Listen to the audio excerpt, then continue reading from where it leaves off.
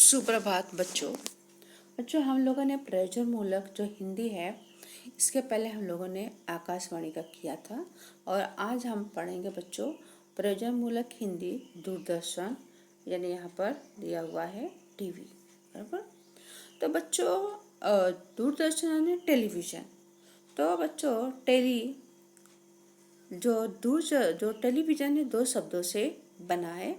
जैसे टेली यानी दूर, दूसरा शब्द है विजन यानी दर्शन, मतलब दूर का दृश्य पास से देखना।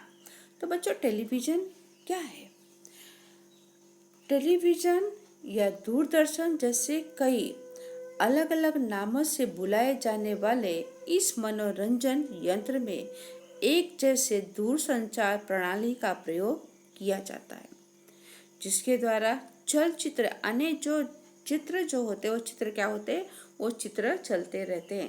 जैसे आप देखते होंगे टेलीविज़न, जब आप मूवी देखने जाते हैं या घर में बैठ कर के कोई प्रोग्राम जब देखते हैं तो क्या होता है, उसमें पिक्चर वो चलता रहता है, एक के बाद दूसरा चित्र आता रहता है। ध्वनि को दो स्थानों के बीच प्रसारित किया जाता है। ध्वनि यानी आवाज़, बराबर, को आवाज़ क्या हम तक पहुंचाई जाती है। लोगों का मन बहलाने के लिए सबसे बढ़िया मनोरंजन के केंद्र क्या है? टेलीविज़न है। बच्चों टेलीविज़न ने आज तो सारी दुनिया में क्या तहलका मचा रखा है।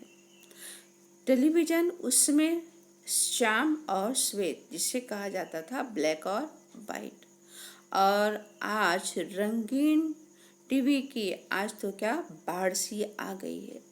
दुनिया के किसी भी कोने में होने वाली घटना का हमें पल भर में क्या पता चल जाता है। अब यह संसार और मनोरंजन का एक क्या है, बड़ा जाना माना साधन बन गया है। क्या बन गया है साधन? कौन? ये जो अपना क्या बोलते हैं उसको, टेलीविज़न या दूरदर्शन, बराबर। यहाँ पर देखते हैं अब आगे। सन 1926 में J.L. बेयर्ड बराबर। तो बच्चों इसका फुल फॉर्म क्या है? J.L. बेयर्ड का पूरा नाम है जॉन लॉगी बेयर्ड, और बच्चों इनका जन्म 13 अगस्त सन 1888 ईस्वी में, बराबर बच्चों ध्यान देंगे, 13 अगस्त 88 ईस्वी में ग्लेसगो के निकट हेल्सनबर्ग में हुआ था। और उनके पिता बच्चों पादरी थे, फिर भी इनका जीवन अर्थभाव से घिरा रहा।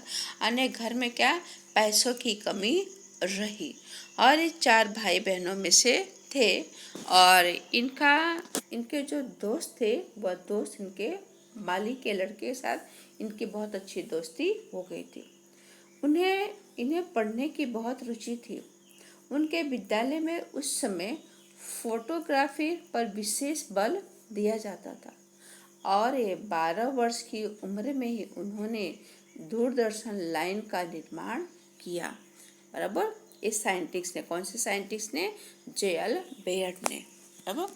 और फिर उसके बाद बच्चों उन्होंने 1928 में, बराबर, और रंगीन दूरदर्शन के प्रेषण पर भी उन्होंने कार्य करना शुरू कर दिया। बच्चों पैसों की कमी और स्वास्थ्य खराब होने पर भी ये क्या जीवन में काम करते रहे, पीछे हटे नहीं। और अंतिम वर्ष में सन 1945 में, बराबर, तक इन्होंने रंगीन दूरदर्शन के क्षेत्र में कार्य करना शुरू कर दिया था। बच्चों वहाँ पर इतनी ठंडी लगती थी, ऐसा बताया जाता है जो टिश्यू पेपर होता है टॉयलेट का, वो अपने पैरों में लपेट कर रखते थे जिससे वो अपनी ठंडी बचा सके। और अधिक ठंड के कारण उनका 14 जून 1946 में उनका निधन हो जाता है। यानी इतने बड़े वैज्ञानिक को हमारे बीच हमने नहीं रख पाते, हमारे बीच से वो चले जाते हैं, बराबर। और फिर बच्चों यह रेडियो का ही क्या है विकसित रूप भारत में 1959 में दिल्ली में पहला दूरदर्शन केंद्र स्थापित किया। कब हुआ? 1959 पर। केंद्र यानी जिसे कहते हैं कि सेंटर, बराबर, क्या कहते हैं जिसे सेंटर कहते हैं। सॉरी यहाँ पे, हाँ, यह दृश्य श्राव्य माध्यम है। जो यह टेलीविजन है क्या है, दृश्य, दृश्य यानी जिसे देखा जा सके। दूसरा शब्द है श्राव, यानी कि जो सुनाई पड़ने के योग्य, जो हमें सुनाई दे।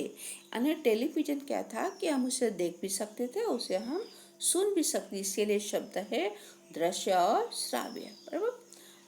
ओके, फिर दूरदर्शन से प्रसारित कार्यक्रम, प्रसारित यानी कि दूरदर्शन से कार्यक्रम हम तक क्या पहुंचाया जाता था या हम तक वो फैल के आता था।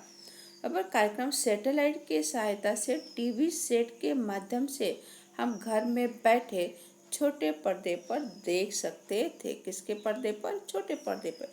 जो हम मूवी देखने जाते हैं थिएटर में क्या बड़ा पर्दा होता है, और घर में जो हम टीवी पर देखते क्या होता है, वो छोटा पर्दा होता है, बराबर। कि सैटेलाइट के माध्यम से क्या हम टेलीविजन पर, बराबर, सेट आने एक तरह की अनेक वस्तुओं का समूह। जो टीवी का जो मतलब जो सेट है, उस सेट में बहुत सारे तरह के क्या होते हैं, उसकी रचना की होती है, और उसके द्वारा हम घर बैठे सारे समाचार हमें मिल जाता है, बराबर। हाँ, फिर उसके बाद कि सभी केंद्र नाटक, संगीत, कला, संस्कृति कार्यक्रम, खेलकूद, फिल्म आदि का प्रसारण करते हैं। जो सेंटर होता है, बराबर, तो अपना दूरदर्शन का सेंटर कहाँ है, दिल्ली में है, बराबर। वहाँ से प्रसारित मतलब कि दिल्ली दूरदर्शन पर क्या क्या नाटक, संगीत, कला, संस्कृति कार्यक्रम, समाचार, खेलकूद। लेकिन आज देखने जाओ तो टीवी चैनल पर कितने सारे चैनल चल रहे हैं।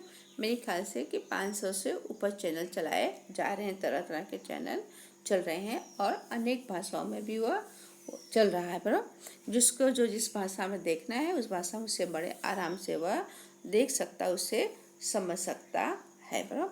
चैनल धार्मिक चैनल और प्रचार करते हैं, बराबर। धार्मिक जो चैनल होते हैं वह क्या होता है, धर्म का प्रचार भी किया जाता है। ओके, टीवी के सामने समुचित समय एवं रुचिकर, बराबर, कि क्या होता है जब टीवी के सामने बैठ जाते हैं, समुचित यानी उपयुक्त, बराबर, और फिर रुचिकर आने बच्चों सुखद, आनंद, बराबर, आनंददायक, बुद्धिगम्य यानी बच्चों क्या हो, उसका अर्थ है बताइए कि समझ में आने योग्य, बराबर। जब हम टीवी के सामने बैठकर देखते हैं तो जो हम देखते हो क्या होता है, निश्चित रूप से कार्यक्रम हमें क्या समझ में आने लगता है, बराबर। कार्यक्रम ही देखने का औचित्य रखना चाहिए, बराबर। कार्यक्रम को देखने के लिए औचित्य यानी उचित होने की अवस्था या भाव, वरना आंखें कमजोर हो जाएंगी। मतलब जब टीवी कार्यक्रम देखते हैं तो उचित उतना ही देखना चाहिए, अधिक नहीं देखना चाहिए, लेकिन क्या होगा, आंखें कमजोर हो जाएंगी। शैक्षणिक कार्यक्रम से पढ़ाई में मन लगता है तथा रुचिकर प्रस्तुति के कारण लाभ होता है। तो टेलीविजन में क्या बच्चों, शिक्षा के योग्य यानी पढ़ाई के योग्य भी उसमें शिक्षा संबंधी बातें होती हैं, जिससे पता चलता है कि हमें पढ़ाई कैसे करनी चाहिए, और उसमें भी हमारा मन क्या होता है, लगता है। ऐसे कार्यक्रम प्रस्तुत होने वाले जो होते हैं, हर एक व्यक्ति के उम्र की अवस्था को ध्यान में रख कर को कार्यक्रम हमें देखना चाहिए, और उसमें हमें बड़ा आनंद भी मिलता है। तो बच्चों आज हमने क्या किया है, आज हमने दूरदर्शन या टेलीविज़न पर हमने चर्चाएं की है। बाकी आने वाले समय उसकी चर्चा करेंगे। धन्यवाद। और बच्चों इसे अपने नोट में लिखना है, PDF में से देखकर। Thank you.